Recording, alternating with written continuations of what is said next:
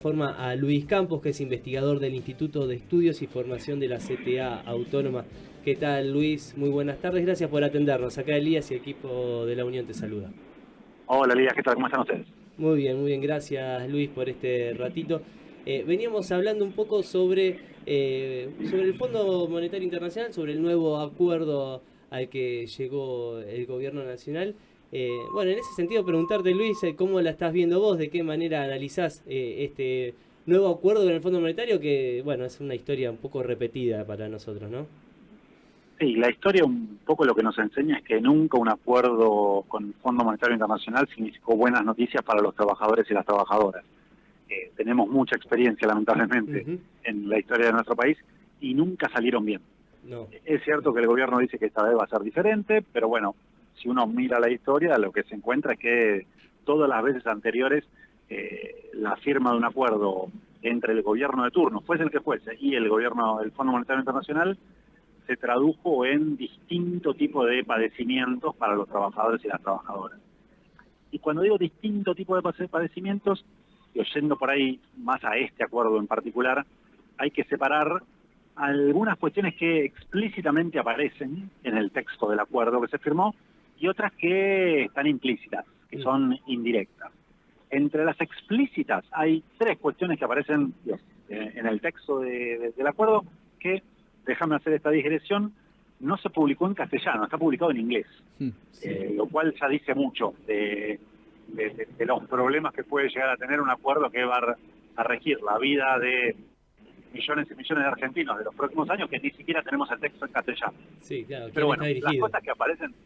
las cosas que aparecen explícitas son, por un lado, una necesidad de flexibilizar aún más la legislación laboral, es decir, entre otras cosas se plantea la necesidad de descentralizar la negociación colectiva y facilitar tanto la contratación como el despido de trabajadores y trabajadoras. Ujú. Algo en lo cual ya con la ley bases se avanzó, es decir, Ujú. ya hubo un avance en materia de esta reforma laboral en perjuicio de los derechos de los trabajadores y las trabajadoras con la ley bases, pero bueno, el fondo insiste que parece que la ley bases no fue suficiente, que habría que dar un paso más allá y profundizar ese tipo de regulación de las relaciones laborales. Sí. Una segunda cuestión que dice el acuerdo explícitamente es que al fondo le preocupa que los salarios de los trabajadores y las trabajadoras argentinos en dólares están muy elevados. Eh, ¿Esto quiere decir que los salarios de los trabajadores sirven para comprar muchas cosas? No, no necesariamente. Es decir, se da la paradoja de que a los trabajadores y las trabajadoras de nuestro país no les alcanza para llegar a fin de mes, pero que en dólares estamos muy caros. Ahora, Claro. esto el fondo no lo plantea como un tema de macroeconómico o un tema que habría que corregir el tipo de cambio, sino que el problema parece ser que los salarios están en dólares, no que los precios están caros en dólares. Claro. Así que ahí el fondo explícitamente dice que un peligro para este acuerdo, para el programa que surge del acuerdo que se acaba de firmar, es las posibles presiones salariales, y dice que el gobierno va a tener que contener esas presiones salariales, algo que es un problema muy serio en un contexto donde la inflación volvió a crecer Ujú. y la Claro. única forma que tenemos los trabajadores para defendernos de este crecimiento de la inflación es reclamar mayores aumentos salariales. Que ahí Luis, hay un segundo tema. te interrumpo un cachito ahí para hacerte una consulta en ese sentido. Digo, ¿de qué manera podría, digamos, contener el gobierno? Digo, ¿sería con no avalar paritarias que aumenten el salario o sería, por ejemplo, a través de devaluar para que valga menos en dólares el salario de los trabajadores? Puntualmente yo creo que son las dos cosas. Por un lado, a ver, el gobierno ya viene desde enero, Mm. de diciembre en realidad, tratando de contener las paritarias y te diría con relativo éxito. No hubo muchas paritarias que pudieran escaparse de la pauta fijada por el gobierno nacional, una pauta decreciente a lo largo de estos meses que provoca que muchos trabajadores y trabajadoras en marzo, abril vayan a tener un aumento salarial del 1%, del 2%, con una inflación que ya vimos que en marzo estuvo cerca del 4% y todo indica que en abril y en mayo también va a estar en esos niveles. Así que ahí los trabajadores y las trabajadoras vamos a tener una caída de nuestro salario en términos reales. Pero al mismo tiempo esto que vos señalás es, bueno, que caiga nuestro salario real, es decir, que pueda comprar menos cosas, no significa que caiga medido en dólares. Es decir, puede pasar que si el gobierno profundiza la política de atraso cambiario, el salario crezca en dólares por más que pierda contra la inflación. Claro. Que fue lo que vino pasando a lo largo de muchos meses. Bueno, ahí me parece que también hay un intento, por ahí no en el corto plazo, no en un escenario electoral, pero sí después de las elecciones de octubre, de volver a devaluar la moneda, que esto licúe el valor de los salarios medidos en dólares y que esto le calme un poco la preocupación al fondo. Así que te diría, son las dos cosas. Por un lado, contener las paritarias y por otro lado, en algún momento, yo creo que después de las elecciones, volver a devaluar la moneda para licuar el poder del salario medido en dólares, que en definitiva no es lo que a nosotros, los trabajadores y las trabajadoras de nuestro país, le importa. Digo, a mí no me importa cuánto cobro en dólares, me importa lo que yo puedo comprar en el supermercado con mi sueldo. Pero al fondo sí le preocupa que el salario en dólares esté muy elevado porque eso reduce la cantidad de dólares disponibles para aumentar las reservas, por ejemplo, Claro. o para repagar la deuda. Bien.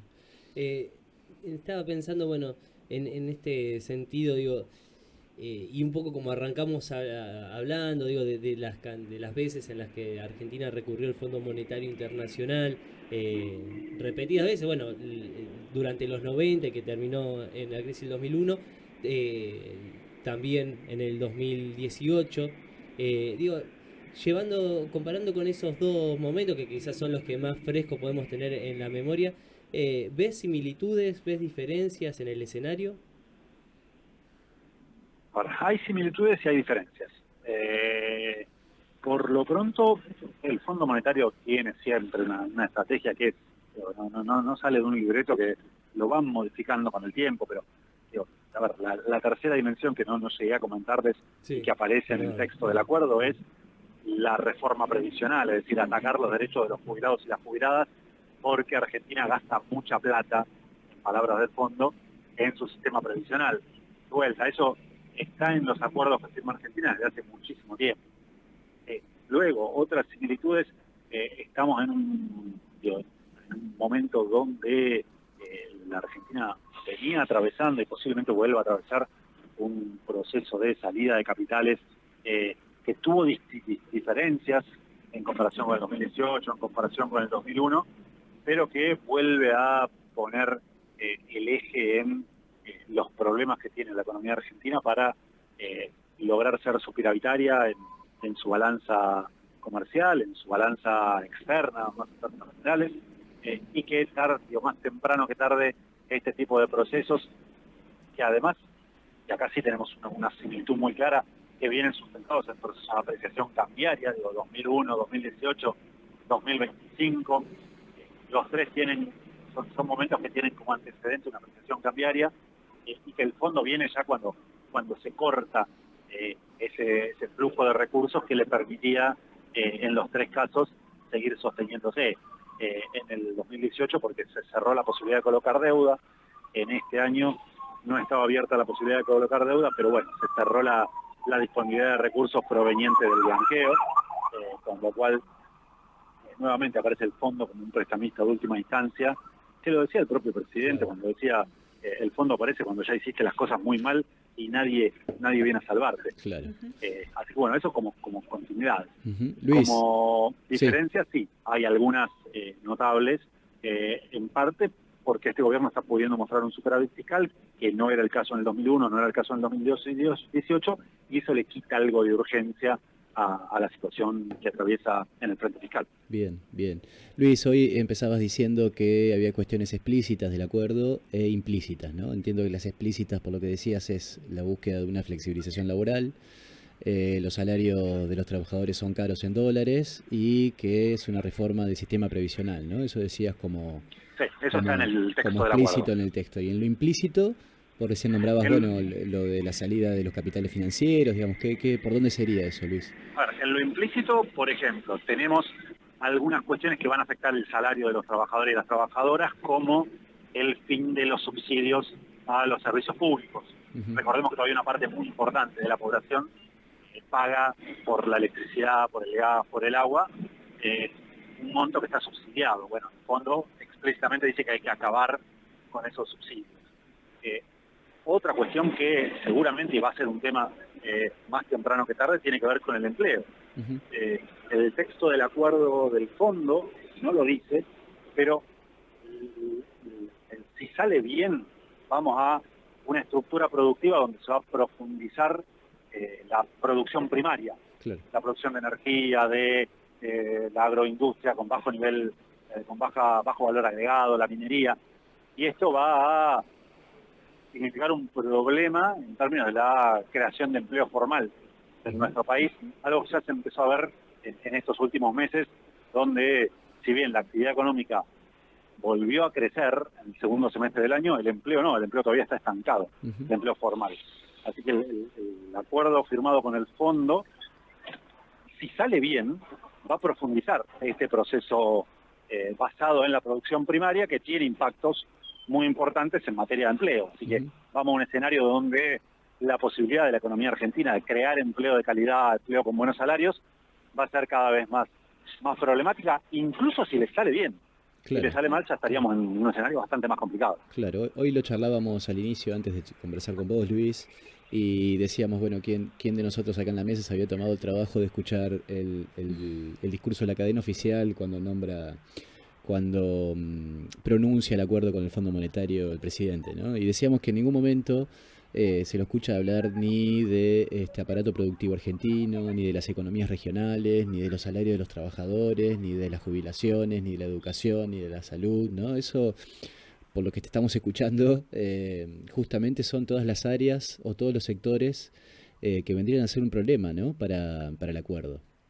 Es que, a ver, en ese sentido, te diría, los integrantes del gobierno nacional son honestos. Creen que de eso se va a ocupar el mercado. Claro. Creen que no tienen, digo, el rol de un gobierno nacional no es generar, no es impulsar la producción, no es impulsar la ciencia y técnica, Claro. no es impulsar el desarrollo productivo de un país. Lo que digo, están convencidos de que de eso se va a encargar el mercado. Y el problema es que si dejamos la estructura productiva de nuestro país librada a las fuerzas del mercado, lo más factible es que Argentina termine consolidando una estructura productiva para la cual, dentro de la cual sobra mucha gente. Claro. Digo, sobran muchas millones de personas. Digo, no hay lugar, por ejemplo, para todo el Gran Buenos Aires. Todo el Gran Buenos Aires en ese esquema sobra, no tiene ninguna razón de ser. ¿Cómo ajustaría?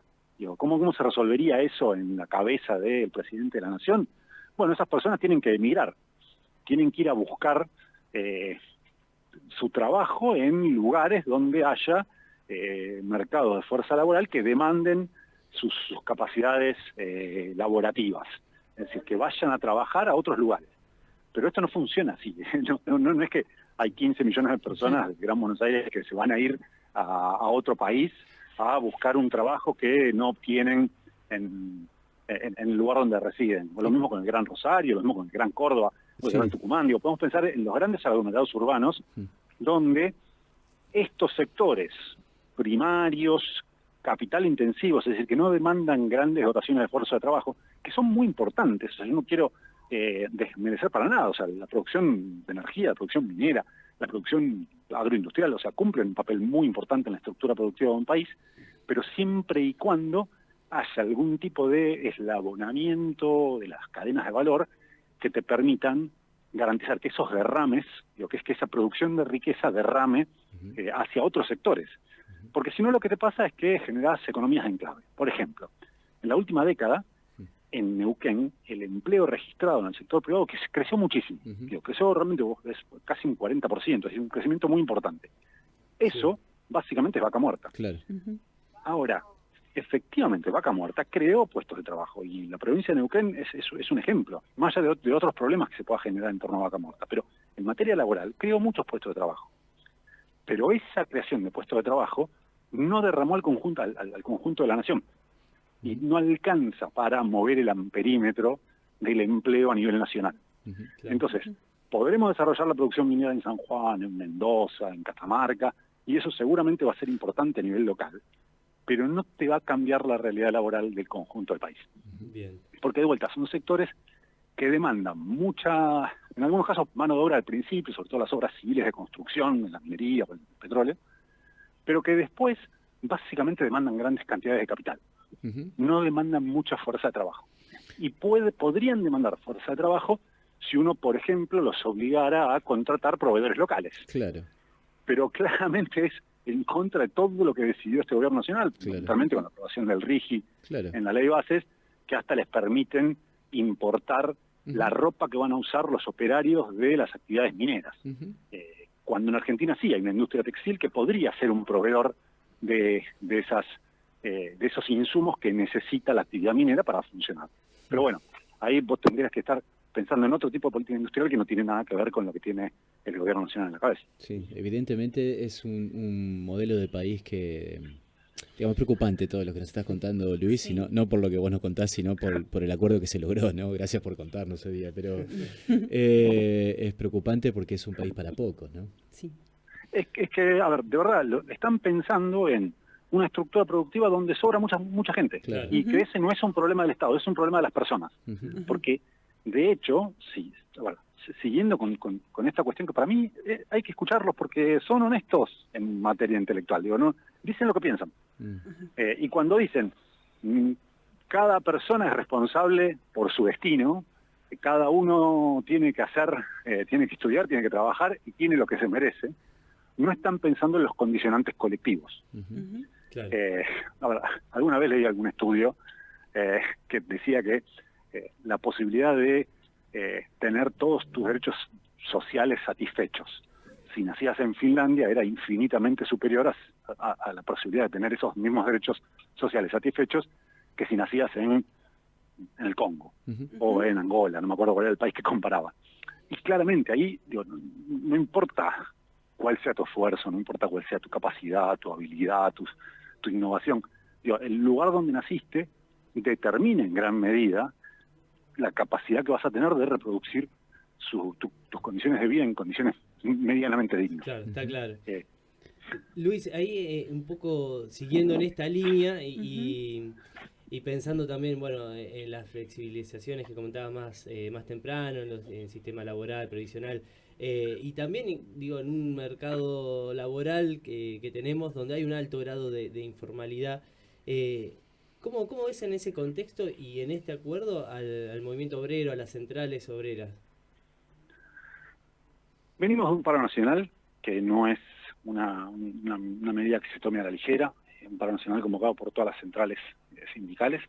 Venimos de un año donde hubo medidas relativamente importantes a nivel general, pero también a nivel sectorial, pero también venimos de una elección nacional hace un año y medio donde una parte muy importante de la clase obrera votó a este gobierno. Y venimos de un proceso en el cual, más allá de esa legitimidad de origen, que luego en ejercicio se fue perdiendo, pero bueno, es razonable suponer que una parte importante todavía de la clase obrera sigue teniendo alguna expectativa respecto de que este gobierno solucione problemas que vienen de largo arrastre en nuestro país. Los problemas, todos estos problemas que estamos charlando no nacieron en diciembre del 2023, vienen de largo arrastre. Entonces, eso para las organizaciones sindicales es un desafío. En muchos casos tenemos que llevar adelante acciones colectivas que comprendan incluso a trabajadores y trabajadoras que todavía miran con cierta expectativa o cierta esperanza a este gobierno nacional. Ahora, en ese contexto, me parece que a medida que pase el tiempo, esta posición de enfrentamiento, esta posición de lucha va a ir creciendo en intensidad, porque claramente lo que nos está ofreciendo el gobierno nacional es un escenario que no muestra nada bueno, incluso si sale bien. Claro. O sea, saliendo bien, en el mejor de los casos vamos a tener lo que tenemos hoy. Claro. Y esto claramente es consolidar una situación de privaciones que afectan a las mayorías y que en ese sentido me parece que el paro del 10 de abril es una muestra de que algo empieza a moverse y posiblemente en los próximos meses esa capacidad de resistencia, esa capacidad de organización colectiva va a ir creciendo, porque en definitiva también es lo que nos muestra la historia. Venimos somos una clase obrera y un movimiento obrero que tiene más de décadas de organización, y eso todavía, afortunadamente, más allá de los ataques todavía está muy presente. Luis, clarísimo, te agradecemos mucho este rato que nos brindaste y bueno, seguiremos de cerca esto. Te mandamos un abrazo grande. Nada, abrazo para ustedes. Hasta luego. Luis Campos hablaba con nosotros, es investigador del Instituto de Estudios y Formación de la CTA Autónoma. Bueno, ahí desgranando un poco de qué se trata todo esto. Algo ya repetido, como veníamos diciendo en la historia nuestra, pero bueno, que siempre se le va sumando, yo creo como que distintas capas también de complejidad, ¿no? Al asunto.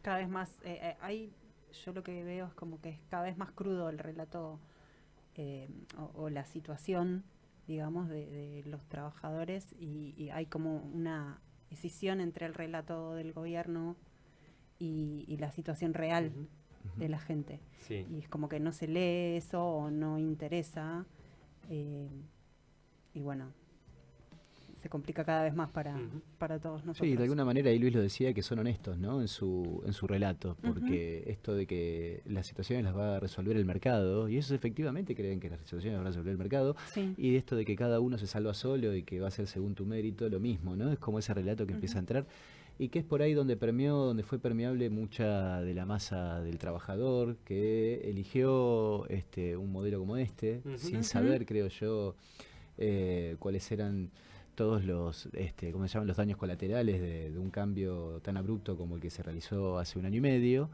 El tema es cómo se logra llegar a que esa masa de trabajadores que por ahí todavía siguen esperando genuinamente, digamos, de que ese cambio buscado dé algún resultado favorable, cómo hacer para llegar a ese trabajador antes que tarde, ¿no? Porque van quedando cada vez más sectores por fuera, ¿no? Es un desafío grande. Claro, totalmente. Van quedando cada vez más sectores afuera y ahí yo creo que la CGT, digamos, es como un actor, por ahí es un reclamo, no un reclamo, pero es un pedido, como una visión histórica, ¿no? Donde la CGT puede tomar ese rol de ir mostrando, por dónde es el camino, ¿no? Totalmente. 8 minutos pasan de las 4 de la tarde. Continuamos hasta las 5. Yo creo que cada